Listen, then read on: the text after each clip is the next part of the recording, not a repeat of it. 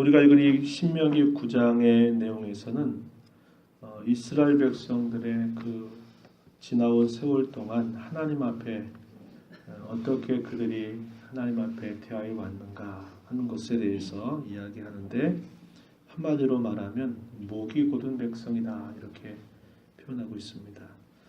반면에 하나님은 그 백성을 향해서 하나님 어떤 분이신가 할 때 하나님은 그분의 신실하신 약속을 이행하시는 분이다. 그래서 하나님과 그 백성 사이에 아주 선명하게 두드러지는 대조, 이것을 우리가 이 말씀 속에서 읽게 됩니다. 범죄한 이스라엘 향해서 간절하게 이렇게 큰 범죄 사건이 있을 때마다 마치 중보자처럼 그 백성들의 허물과 죄를 위해서 그들의 죄를 용서해달라고 간구하는 그 모세의 모습을 또한 우리가 여기서 읽을 수 있습니다. 자, 여기 보시면 오늘 본문 속에 모세는 새로운 이스라엘 세대를 향해서 이렇게 말씀하죠. 3절 가서 보면 오늘 너는 알라 이렇게 표현합니다. 오늘 너는 알라. 또 6절 가서 보면 그러므로 내가 알 것은, 그래서 무엇을 알 것인가 그 이하에 또 설명합니다. 그래서 우리가 잘 아는 바와 같이 여기서 안다라는 말, 그것은 야다라는 말을 써서 경험을 통해서 안다, 또 체험을 통해서 안다, 이런 뜻을 가지고 있는 표현입니다. 그래서 새로운 이스라엘 세대를 향해서 자, 오늘 너는 알라, 무엇을, 하나님이 과연 누구이신가를 이렇게 표현하고, 6절에서는 그러므로 내가 알 것은 이것이다. 무엇에 대해서? 바로 자신들의 조상 혹은 자신들의 앞선 세대, 그리고 또 자신들이 과연 누구인가를 알아라 이렇게 표현합니다. 그래서 한편으로는 하나님이 과연 누구이신가를 알아라, 그리고 또 한편으로는 우리 인생이 과연 누구인가를 알아라 이렇게 말하고 있는 겁니다. 자, 하나님에 대해서 알라라고 말할 때 이렇게 표현하는 거죠. 자, 여호와 하나님께서 3절입니다. 여호와 하나님께서 맹렬한 불과 같이 내 앞에 나아가신즉 여호와께서 그들을 멸하사 내 앞에 엎드려지게 하실 것이다. 그러니 그것을 알라 이렇게 표현하고 있는 겁니다. 자, 여호와께서 내게 말씀하신 것과 같이 너는 그들을 쫓아내며 속히 멸할 것이라. 하나님께서 그 백성들에게 약속하신 것처럼, 그들의 조상들에게 약속하신 것처럼 하나님이 하신 그 말씀은 결코 그대로 돌아오거나 또 그것을 언제 그랬냐는 듯이 바꾸시는 분이 아니라 하나님과 하신 그 말씀을 그대로 이행하시는 분이시다 이렇게 말하는 겁니다. 그러나 사실 이스라엘 백성들의 눈앞에 펼쳐지는 이 가나안 칠족들이 머물고 있는 이 땅은 아낙 자손들이 거기에 거주하고 있는 곳이다 이렇게 이야기합니다. 9장 1절 이 뒤에 가서 보면 이렇게 표현하죠. 자, 강대한 나라들로 들어가서 그것을 차지할 것이다. 강대한 나라들로 속에 있고 그 성읍들은 크고 성벽은 하늘에 닿았다. 2절 앞부분 크고 많은 백성 이렇게 표현해서 그들이 점령할 그 땅의 사람들이 보통 이렇게 아주 쉽게 정복할 수 있는 그런 나라나 그런 사람들이 아님을 이야기합니다. 그러나 하나님께서 말씀하시기를 맹렬한 불과 같이 너희 앞에 나아가셔서 여호와께서 그들을 멸해서 이스라엘 백성들 앞에 엎드러지게 하실 것, 그것을 알아라 이렇게 표현한 겁니다. 자, 그것은 미래에 속한 일이죠. 이 모압 평지에 있는 이스라엘 백성들은 이 가나안의 요단 동편, 요단 서편 쪽에 있는 이 칠족들을 이제 싸워서 그 땅을 점령해 가야 되는 미래에 속해 있는 일이지만 하나님은 그러한 분인 줄 알라. 어떻게 해요? 지나간 출애굽으로부터 이스라엘 백성들 40년 동안 이 광야 가운데서 하나님이 어떻게 그들을 약속해 오셨는가를 보고 그렇게 하실 줄을 알라 이렇게 표현하고 있다 하는 겁니다. 자, 그런데 사람에 관해서는 자 6절 가서 보면은 말하기를 자, 내 하나님 여호와께서 내게 이 아름다운 땅을 기업으로 주신 것이 내 공의로 말미암음이 아니니라. 너는 목이 곧은 백성이니라. 이렇게 표현해서 하나님 앞에서 자신이 누구인가를 알라 이렇게 말하는 겁니다. 자, 여기 6절에 보면 공의로 말미암음이 아니다. 그래서 이 공의라고 하는 말, 이 표현들이 여러 번 반복되고 있는 걸 우리가 보게 되죠. 4절에서도 내 하나님 여호와께서 그들을 내 앞에서 쫓아내신 후에 내가 심중에 이르기를 내 공의로움으로 말미암아 이렇게 표현되어 있고 또 5절에서도 내가 가서 그 땅을 차지함은 내 공의로 말미암음도 아니며 내 마음이 정직함으로 말미암음도 아니다 이렇게 표현해서 공의라고 하는 말이 여러 번 반복이 되는데요. 번역이 바뀌어 버렸어요. 옛날 개역생 성경에서는 의로움이라 이렇게 표현했습니다. 내 의로움으로 말미암음이 아니다 이렇게 표현했는데 개역개정판에서는 이걸 공의란 말은 바꿨는데 이것은 별로 좋은 번역이 아닙니다. 예전에 개역성경이 표현하고 있는 번역이 훨씬 좋은 번역인데 이상하게 이걸 바꿔버렸어요. 공의라고 하는 말은 여기서 말하는 그런 의미하고는 거리가 좀 있습니다. 여기서는 말 그대로 이스라엘 백성들의 의로움을 뜻하는 말로 보는 것이 좋습니다. 그래서 말하는 게 뭐냐면 이스라엘 백성들이 지금 미래 사건을 앞두고 굉장히 두려워하고 있잖아요. 그 가나안 땅을 어떻게 우리 실력으로 점령할까? 점령할 수 없다는 거죠. 미래 앞에서는 자신들이 두려워하고 있다가 하나님께서 신실하신 약속을 따라 그 땅을 점령하게 하시고 난 다음에는 그 땅에 들어가서는 그들이 생각하기를 야 우리가 이 땅을 차지할 만한 실력이 있었지.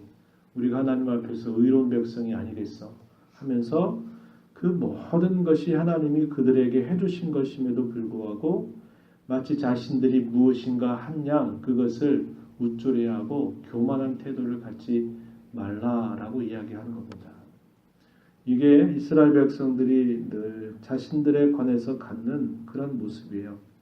강한 그런 백성들이나 자신들의 주어진 상황 앞에서는 두려워 떨다가도 어떤 일들이 지나가고 나면 그것이 마치 자신들이 무엇인가 잘해서 이렇게 된 것이면 또 우쭐하고 교만해하면서 그 받으셔야 할 하나님께 드려야 할 영광을 마치 자식이 자신들이 그렇게 한 것이냐 또 이렇게 자기 자신들을 높이는 그런 것을 늘 해왔던 부분들 이런 것이 이스라엘 백성들이 끊임없이 보여왔던 각오의 모습이고 또 그들이 그 땅에 도착할 때 늘 그렇게 빠지기 쉬운 그런 범죄의 모습임을 모세가 분명하게 기억해 주면서 뭐라고 말합니까?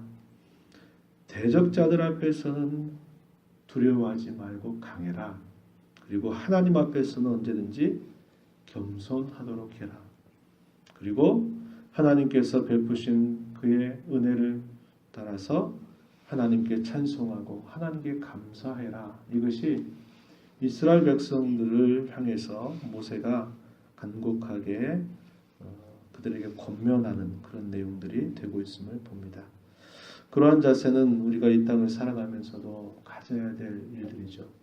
우리가 대적자들을 향해서는 두려워 떨지 말아야 될 것이죠. 강하고 담대하게 나아가서 그 싸움에서 우리가 승리하는 자로 살아야 되겠고 언제나 하나님 앞에서는 우리의 마음을 낮추어서 이것이 우리의 실력으로 힘이 된 게 아니라 하나님의 도우심의 은혜 불쌍히 여기시고 함께 하심의 그 은혜에 따라 된 줄 알고 언제나 겸손함을 배워야 되겠고 우리의 삶에 어떤 열매나 결과가 있을 때마다 그것은 하나님께서 우리에게 주신 은혜임을 알고 언제든지 감사하는 자로 살아가는 것 하나님이 이것이 저와 여러분 모두에게 원하시는 하나님의 뜻임을 우리는 깨닫게 되는 겁니다. 자 그러면서 모세는 다시 한번 그들의 과거를 회고하면서 잊지 말고 기억해라 이렇게 또 권면하고 있어요. 자, 본문 7절로 말씀으로 가서 보면요. 너는 광야에서 내 하나님 여호와를 경노하게 하던 일을 잊지 말고 기억하라. 지나간 역사를 통해서 그들이 있는 그 모습을 항상 잊지 말라는 거죠.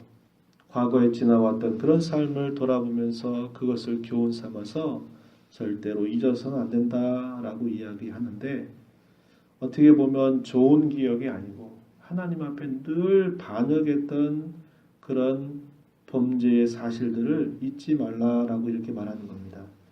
자, 7절 후반절에 보니까 내가 애굽 땅에서 나오던 날부터 이곳에 이르기까지 늘 여호와를 거역하였다 이렇게 표현했습니다. 또 24절 한번 가서 보실까요? 9장 24절 가서 보면 또 이렇게 표현하죠. 내가 너희를 알던 날부터 너희가 항상 여호와를 거역하여 왔느니라 이렇게 표현합니다. 모세가 이스라엘 백성들과 함께 대면해서 알던 때 그때부터 항상 여호와 하나님을 거역했다 이렇게 표현했어요. 7절에서 24절에서 지금 계속 말하고 있는 게 뭐냐, 애굽에서 나오던 날부터 혹은 내가 너희를 알던 날부터 지금 이 자리 모압 평지에 이를 때까지 늘 여호와를 거역하였다. 이 사실을 잊지 말고 기억해라 이렇게 표현합니다. 그러면서 대표적인 사건 몇 가지 언급하고 있어요. 하나가 뭐냐, 8절 이하에 보면 호렙산에서 있었던 사건입니다. 모세가 이스라엘 백성들을 이렇게 대표해서 이 호렙산 꼭대기에 올라가서 40주 40야 40일 밤낮 동안 금식하면서 하나님께로부터 말씀을 받죠. 그래서 언약의 두 돌판을 받아서 내려오려고 하는 그 즈음에 이스라엘 백성들은 그 산 밑에서 뭐 했습니까? 자신들 애굽에서 가지고 나온 이런 금가락지라든지 목걸이든지 이런 것들을 녹여서 그것으로 송아지 형상으로 만들고 그걸 두고 하나님이다 라고 말하면서 이방 제사의 풍습에 따라서 거기서 서로 즐거워하면서 죄를 짓고 있는 그 현장을 이 모세가 보면서 그 돌판을 산 아래로 던져버리게 되죠. 그러면서 하나님과 세웠던 그 언약을 깨뜨려 버렸던 사건, 이 출애굽기 32장에 보면 표현되고 있는 그 사건을 길게 설명하기를 21절까지 쭉 소개합니다. 그래서 언약의 파기 사건으로 하나님 앞에 범죄했던 그 백성들이 하나님 앞에 심판받아 마땅함에도 불구하고 모세가 그 백성들을 중재해서 하나님 앞에 그들의 죄를 용서해달라고 간곡하게 기도함으로 그러한 하나님의 진노가 넘어갔다라는 것을 소개하고요. 22절 가서 보면요. 그들이 애굽에서 나와서 이제 시내산에서 출발해서 이제 약속의 땅 가나안으로 오는 약 38년 정도 혹은 40년 가까운 시간 동안 그들에게 있었던 대표적인 몇 곳을 소개합니다. 22절 보면 다베라라고 하는 지역에서 또 마사라고 하는 지역, 기브롯 핫다와라고 하는 지역에서 여호와 하나님을 경노하게 했던 그 사건을 그들에게 회상시키고 있어요. 이 표현들이 다 이렇게 어떤 표현들입니까? 그들이 이렇게 하나님과 함께해서 출발해 오는 그 과정 속에 좋은 이름을 남기면 좋겠잖아요. 하나님을 여기서 하나님을 경배했다. 하나님을 찬양했다. 이런 이름을 남기면 좋은데 꼭 남기는 그 지명의 이름은 그들이 하나님 앞에 범죄하고 악을 행하고 반역하고 믿지 않았던 그런 일들을 그 지역의 이름으로 해버린 거죠. 여기 예를 들어서 기브롯 핫다와라고 하는 말, 이게 뭐냐? 탐욕의 무덤이다라는 뜻을 가져온 거예요. 그러니까 자신들이 살면서 남겨왔던 족적에 그려지는 것 그 지명으로 만들잖아요.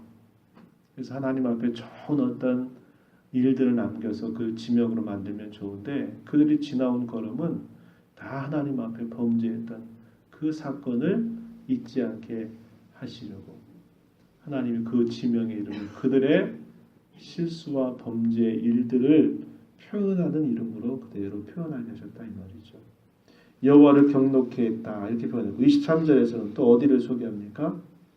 그들이 광야 생활을 시작하게 된 그런 결정적인 사건 가데스 바네아라고 하는 이 지역에서 40일간의 정탐을 하고 그 정탐 보고를 듣고 나서 밤새도록 울고 원망하고 그렇게 하면서 하나님을 시험했던 그때 그게 바로 이 가데스 바네아에서 있었던 반역 사건입니다. 그래서 호렙산에 있는 그 순간 어떻게 보면 모세는 가장 거룩한 그런 하나님의 존전에 서서 가장 거룩한 일들을 그가 하고 있는데 또 한편에서는 가장 추악한 범죄를 저지르고 있는 이스라엘 백성들의 모습.